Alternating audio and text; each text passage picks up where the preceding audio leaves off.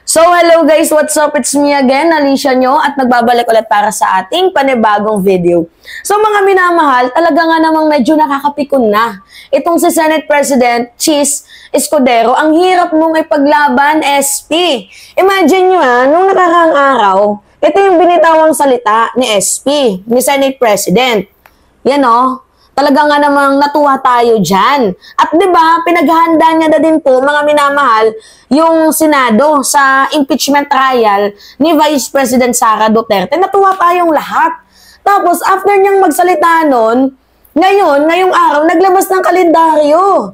'Di ba, sa impeachment trial ni Vice President Sara Duterte, yung proposed impeachment calendar, at talaga nga namang sumakit yung brain cells ko kasi akala ko yung sinasabi dito ni Senate President Chis Escudero, yung order niya na paghandain, 'di ba? Yung Senado dito nga po sa impeachment trial ni VP Sara Duterte. Ang akala ko magpo-proceed siya this March or April, basta ngayong buwan magpo-proceed siya. Yun pala, ewan ko ano nangyari dito kay SP natin, pero pa-eme niya lang, pakulo niya lang. 'Di ba? Hindi natin alam. Kasi yung nilabas ito, mga minamahalo, itong proposed calendar na to, June 2, nakaka-off, ang hirap niyang ipaglaban. Kasi the way na magsabi siya na kung matapang ka, kung wala kang tinatago, ito if inosente ka, wala kang dapat katakutan, 'di ba? The Senate and the House Representatives are simply doing their jobs, ensuring accountability. The way na sinabi mo na kung inosente ka, 'di ba? Dapat hindi ka natatakot.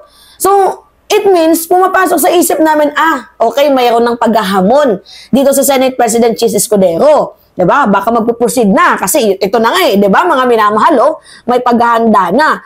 Pero eventually, lumabas ng balitang to. Ito, tingnan nyo mga minamahal, parinig ko sa inyo. Asher, ano ang nilalaman ng proposed calendar para sa impeachment trial na Senado at anong petsa ang simula nito?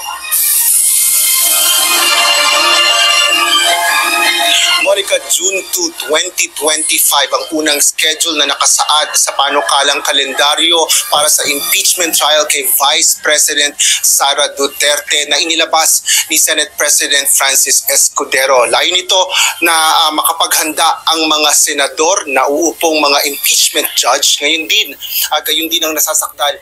Parang palusot na lang na June 2 para makapaghanda yung Kongreso at Senado. Ang dami nang kumukall out na i-proceed na yung impeachment Diba? Dati okay, sige. Pagbigyan natin si Chis, baka this is the tactics of the administration. Pero yung parang binobola na tayo, parang hindi na tama, mga minamahal. Hindi na to tama.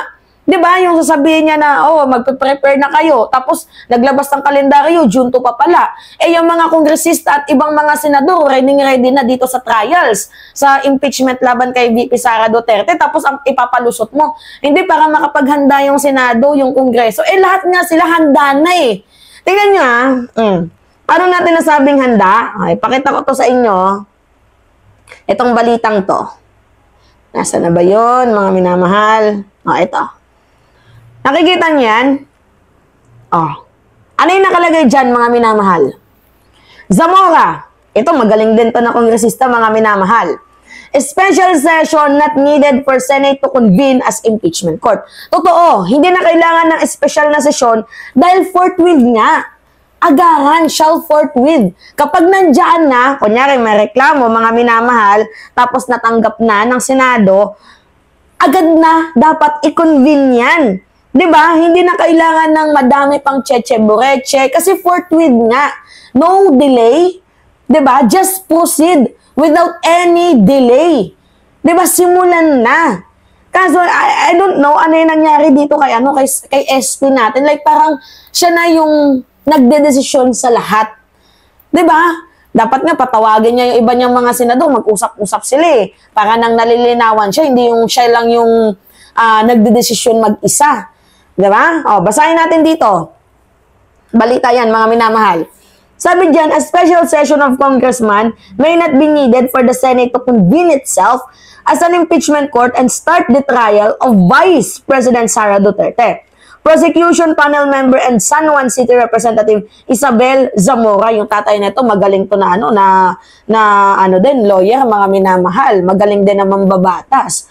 Naging bar din to sa exam. Kaya siguro, I think, yung sinabi ni Zamora, ni Maria Isabel Zamora, I think kumonsulta siya sa kanyang ama bago to nagsalita. Meron ding hugot.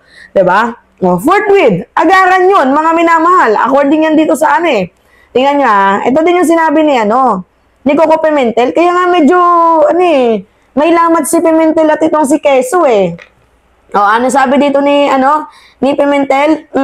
It is the Senate duty to act the impeachment case on Vice President Sara Duterte without any delay or without any interval of time. I repeat that this is the Senate duty. Tama naman. That is a Senate duty and dapat sana i-proceed na yan. Hindi yung ang dami pang delaying tactics na ginagawa. Gusto mo Quezon na maupo bilang Vice President? Ikaw yung ipapalit? Yan ba? Given the gravity of impeachment proceeding, it is imperative that the Senate uphold its duty with urgency, diligence, and steadfast commitment to the Constitution. Hindi ata alam ni Senate President Chis Escudero yung nakalagay mga minamahal sa 1987 Constitution, Article 11, Section 3, Paragraph 4, na, di ba, clearly, kapag nandyan na yung complaint, kapag nandyan na yung reklamo, dapat yung Senado must be shall forthwith. Diba? Ano yung ibig sabihin ng shall forthwith, mga minamahal? May obligation ka, i-proceed na without any delay. Diba? Forthwith. Ibig sabihin nun, mga minamahal, agad-agaran. Wala nang karakas, minadali, biglaan. Kapag na-receive na, wag mo nang i-delay yan. Agad nyo nang ihain, agad nyo nang trabahuin. Ngayon nyo na gawin kung ano pa man yung kailangan. Diba? And para sa nangyayari ngayon, ewan ko dito kay Chis Escudero, constitutional duty naman yan ng Senate, pero bakit parang siya yung nagmamamandato? Hindi naman lang kinukonsulta sa ibang mga senador. Diba? So, dapat, as soon as possible, ini-impeach na, i-trial na itong si Vice President Sara Duterte. Diba, na siya sa isalang na siya.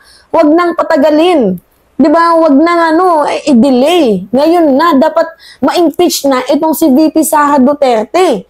Ewan ko ba, siguro may hangarin din ata itong si Chis Escudero na mag-vice presidente, no? Parang feeling ko meron ding hangarin. Hindi marunong makinig sa komento ng ibang mga kongresista, sa komento ng ibang mga senador. Diba? Sabi dito ni Zamora, mga minamahal.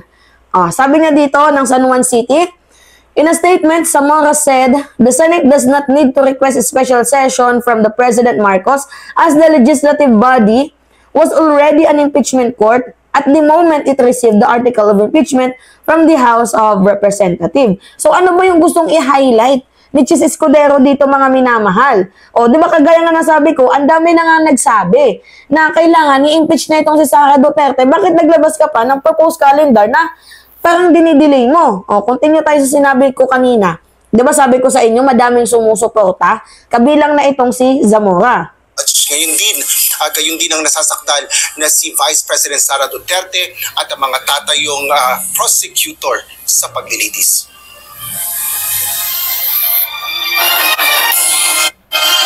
Pagbabalik ng sesyon sa June 2, nakatakda rin ipresenta ng House Prosecutors ang Articles of Impeachment. Isang bagay ito na nakasaad sa aming rules at sa rules ng Estados Unidos kung saan kinopya ang rules on impeachment. In other words, babasahin man lamang yung mga allegations sa plenaryo para formally ay maging parte ng records ng Senado ito.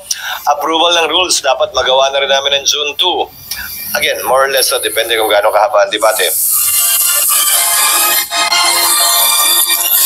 June 3 3 naman magko-convene o titipunin ng impeachment court at manunumpa ang mga incumbent o kasalukuyang nanunungkulang senator judges. Ngunit kung mapagkakasunduan ng mayorya, maaari na rin itong ipagpaliban at i-autorisa na lang si Senate President Francis Escudero na maglabas ng summons o pagpapatawag sa mga nasasakdal at mga prosecutor. Bibigyan ng sapat na panahon ang mga ito na tumugon sa loob ng 10 araw. Mula naman June 24 hanggang July 25 ang Okay. Tama na yan mga minamahal. But the point here is bakit kailangan patagalin? Pwede na ngayon eh. Diba? Ngayon na. Kung wala ka talagang hangarin, ngayon na. Diba?